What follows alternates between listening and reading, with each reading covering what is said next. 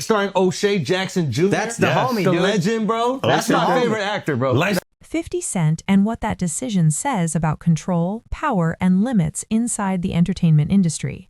As more people speak out, it has become clear that this documentary was never meant to tell the entire story. Instead, it appears to be one part of a much larger and more complicated situation that is still unfolding. Jaguar Wright was one of the first people to publicly question the documentary. According to her, the project was done well in terms of production, but it left out too many important details. She made it clear that the story shown to the public was not complete. From her point of view, key people, key events, and key connections were missing. She suggested that what viewers saw was only a controlled version of the story, not the full truth. Jaguar also addressed why she did not take part in the documentary herself. She explained that she does not believe the entertainment industry would ever allow a project to go too far if it risks exposing powerful people beyond one individual. In her view, the focus stayed on Diddy alone, while others who may have played roles were not named or examined. Because of that, she chose to stay away. After watching the final release, she said her concerns were confirmed. Gene Deal's situation followed a different path, but led to a similar outcome. Gene Deal had a long history with Diddy and was widely known as someone with first-hand knowledge of many events. Reports say that 50 Cent saw Gene Deal as an important voice for the documentary. Clips of Gene Deal were shared online, and there were conversations about his involvement. At one point, it appeared likely that he would be featured. Gene Deal later explained that he believed he would be part of the project until he began speaking directly with one of the producers. According to his account, those conversations raised red flags. He felt like his name and image were being used to promote the documentary, but that his full story would not actually be told the way he intended. This caused him to question the purpose of the project. Gene Deal described feeling disrespected during discussions with the production team. He claimed he was spoken to in a way that made him feel his credibility was being challenged. He also stated that 50 Cent did not control what went in or out of the documentary and did not control payment.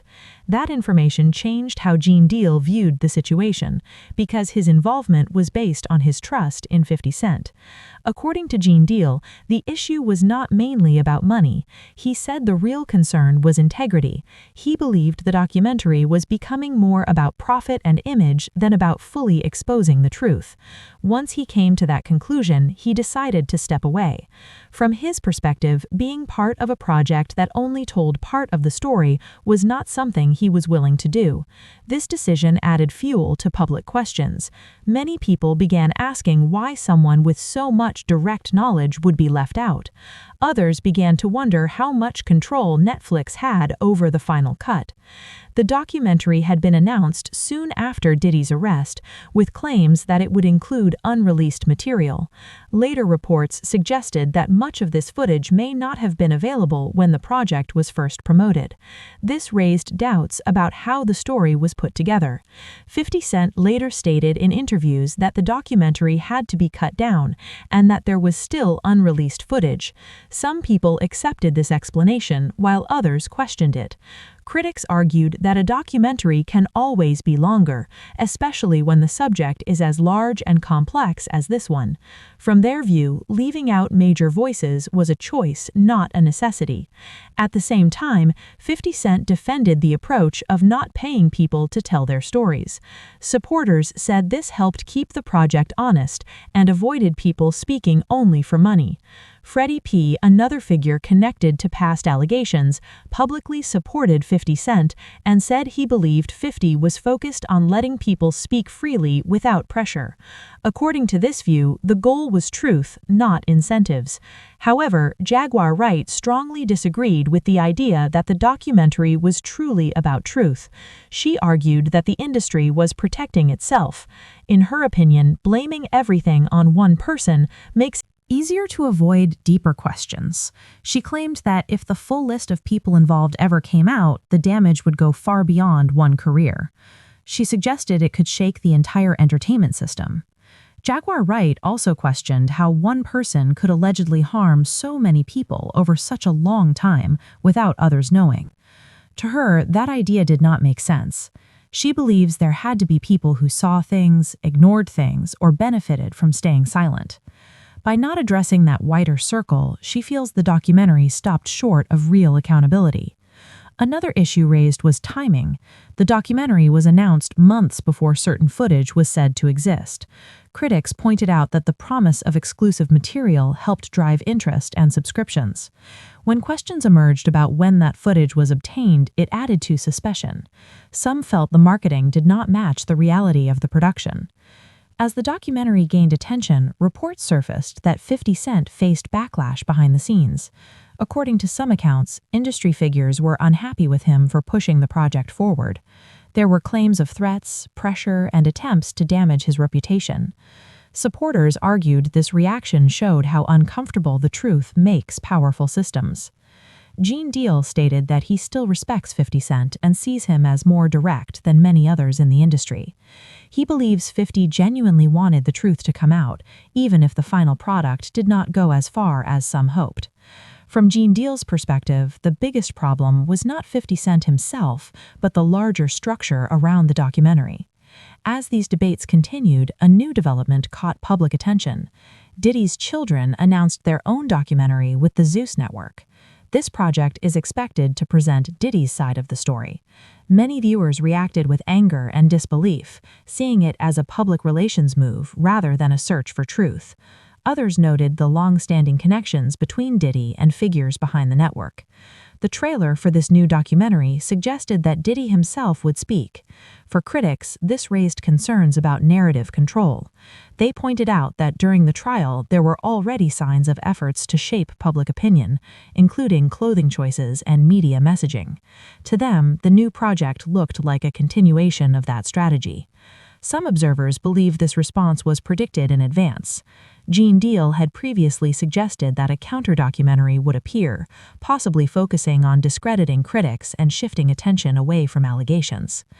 According to this view, future content may target 50 Cent personally, using past relationships or conflicts to weaken his position.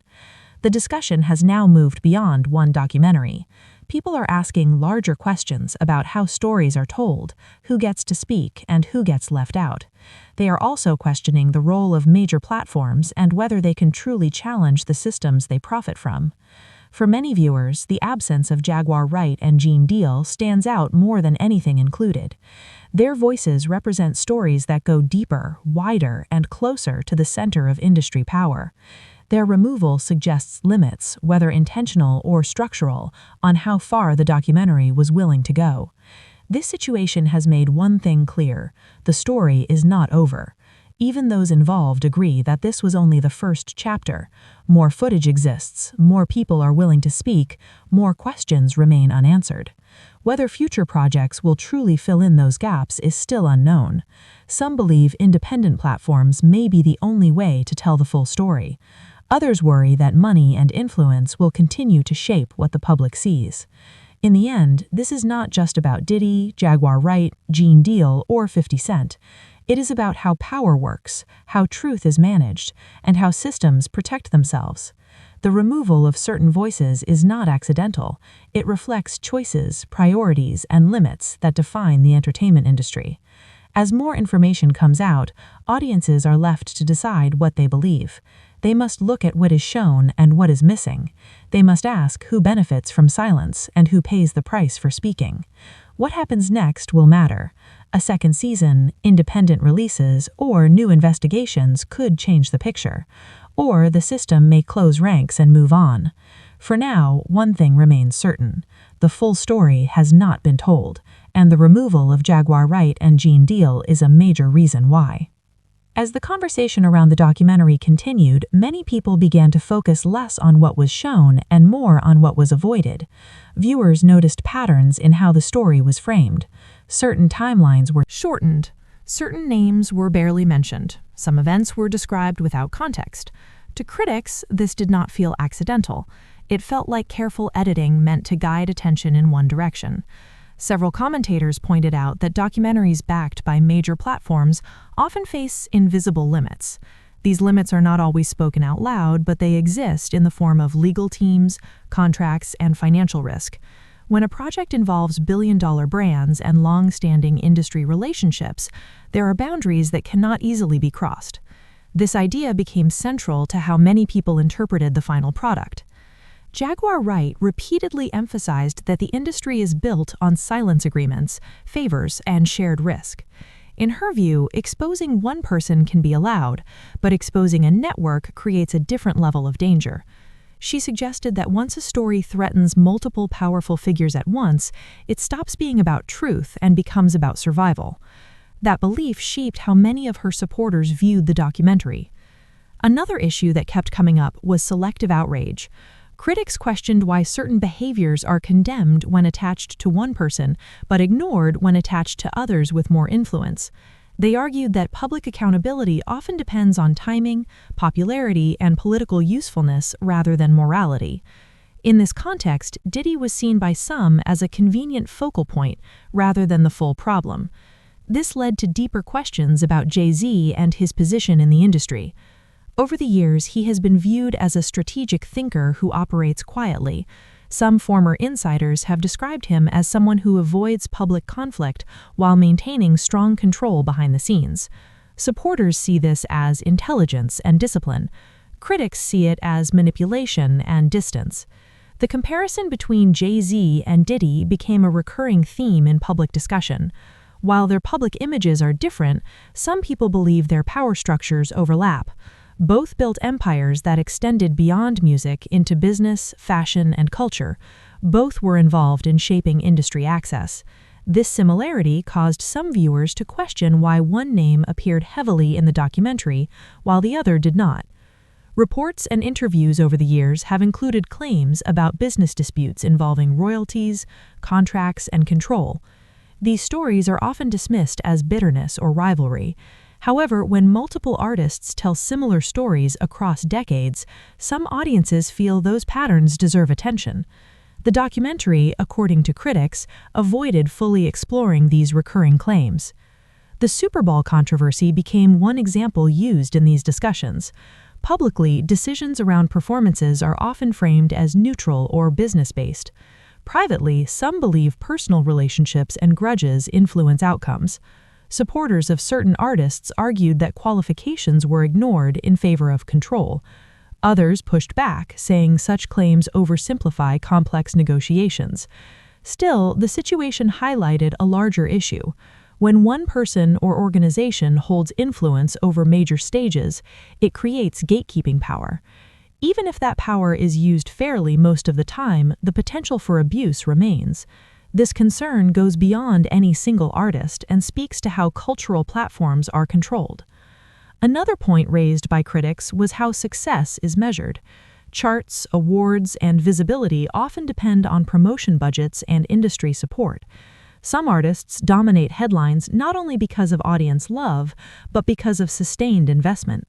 Global numbers sometimes tell a different story than domestic rankings, yet those differences rarely shape the narrative.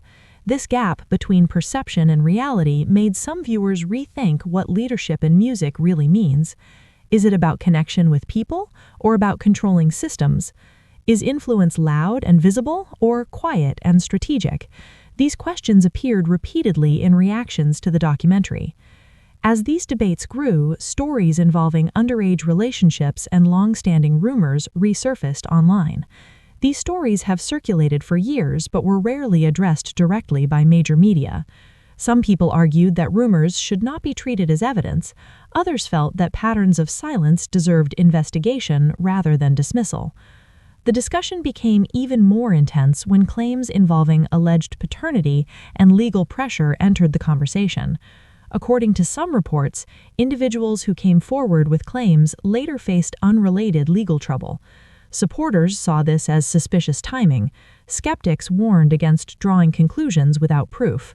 The truth remains unclear, but the stories added to public unease. What stood out to many observers was how quickly narratives shifted when certain names were mentioned. Conversations would suddenly stop, interviews would change tone, media coverage would soften. This led to the belief that some figures carry more protection than others, regardless of public image. Meanwhile, 50 Cent continued to promote the documentary while acknowledging its limits. In interviews, he stated that more material exists and that the story is not finished. Some saw this as reassurance. Others viewed it as a way to deflect criticism. The question remained whether future releases would truly expand the scope or repeat the same boundaries. Gene Deal commented that truth-telling in this industry often comes with consequences. He suggested that many people know things but choose silence to protect themselves and their families. From his perspective, speaking out is not about fame or money, but about risk. That belief helped explain why so many stories remain fragmented. The rise of counter-narratives also became part of the story. When allegations grow louder, responses often appear in the form of documentaries, interviews, or social media statements. These responses aim to restore image and cast doubt on accusers. To critics, this cycle feels rehearsed and predictable. The announcement of a documentary involving Diddy's children reinforced this idea for some viewers. They saw it as an attempt to humanize and soften perception. Others argued that family members have the right to speak. The divide showed how deeply polarized public opinion has become. Throughout all of this, one theme stayed consistent. Control of narrative equals control of legacy. Whoever tells the story shapes how history remembers it. This is why omissions matter just as much as inclusions. Silence is not neutral. It carries intention, whether admitted or not. The absence of certain voices continues to echo. Jaguar Wright and Gene Deal represent stories that challenge comfort. Their perspectives do not fit neatly into controlled formats. Including them would likely raise questions that cannot easily be closed. As the industry watches public reaction, future projects may adjust their tone. Some may go further, others may pull back. What is clear is that audiences are no longer satisfied with surface-level explanations. They want depth, context, and honesty. This chapter of the story ends with uncertainty. More people are paying attention. More are questioning power. More are willing to listen to uncomfortable voices. The next part of this story will depend on who is brave enough to speak and who is willing to let them be heard.